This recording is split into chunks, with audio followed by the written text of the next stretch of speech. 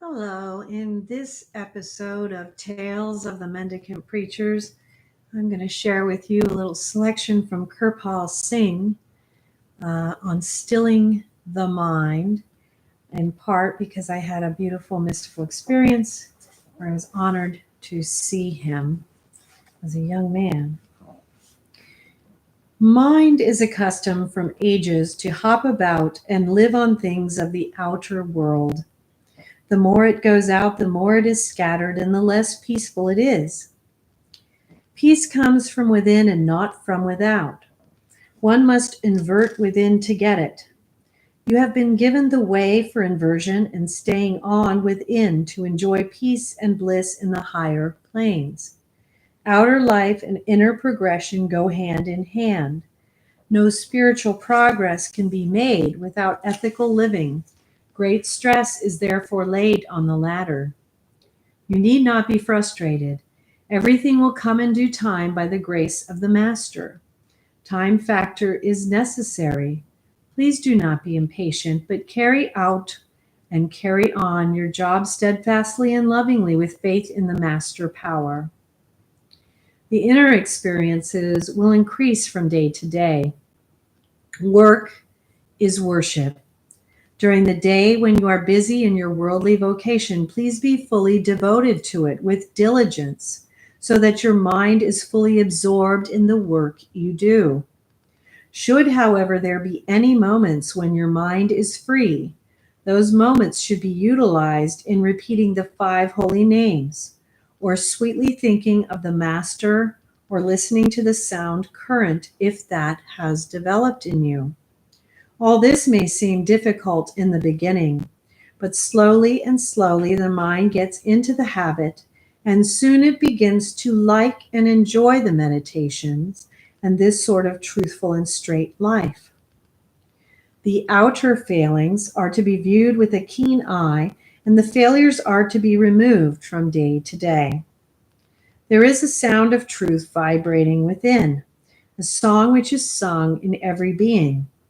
There is a great attraction in hearing this sound, through which all other attractions will fade away, and the stage of senses will be left behind. One becomes free of them. This mouse mind has become heavy by drinking the weight of God's name. The mind can be weighted down by the mercury-like quality of the nam, rendering it impossible to run around loose or engage in its ever-constant oscillation. There is no other means of controlling the mind. The accounts of Lord Krishna's life state, that he jumped into the river Jumna and controlled the hydra-headed serpent there with the sound of his flute. This many-headed serpent is the mind, which has 1,000 ways of inflicting its poison, and without that sound from the beyond, it cannot be controlled or overcome. Outer intellect and knowledge have no power over it, for though it may remain quiet for a short time, it will then run away again. If you cover a fire with ashes, it would seem there is no fire at all.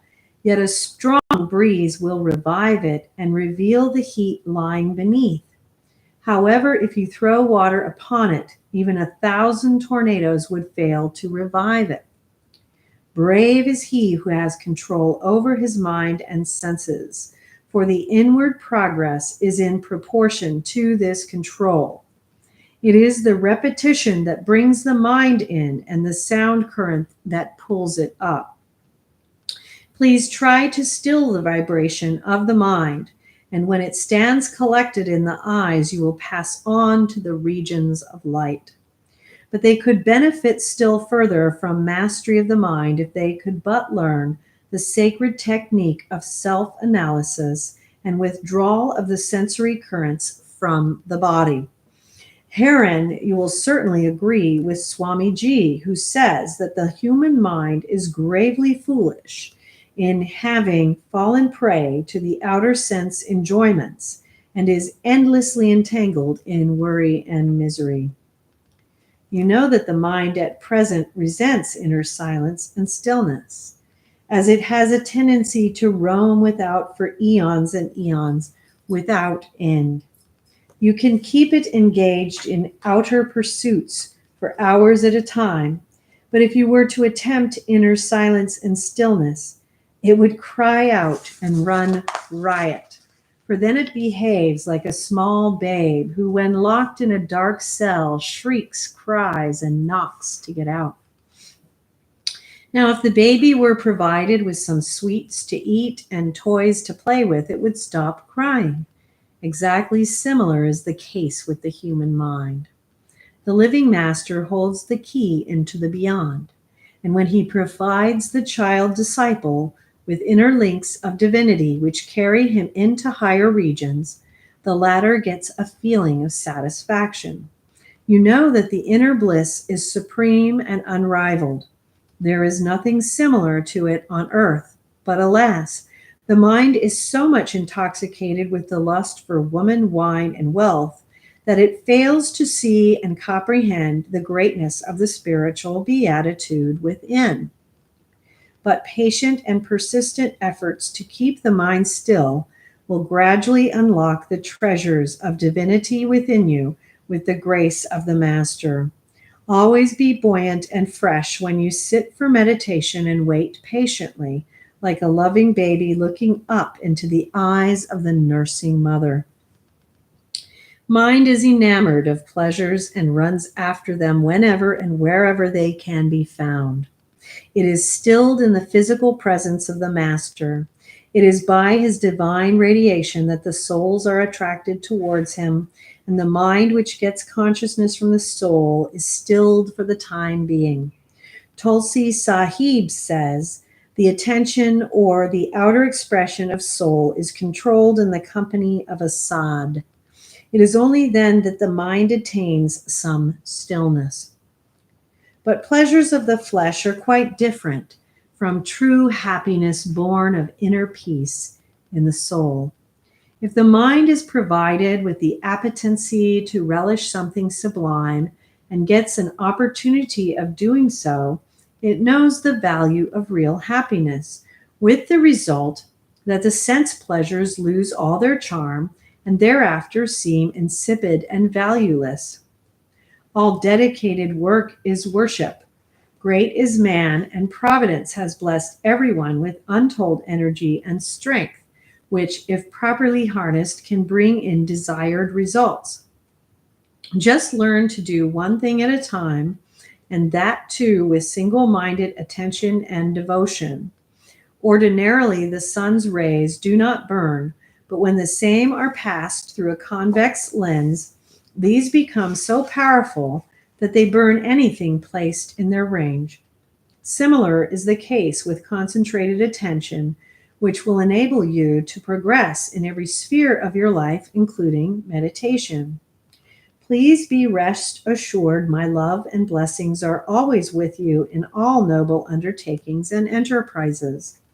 In proportion to the loosening of the union of mind with matter, the union of mind with soul strengthens.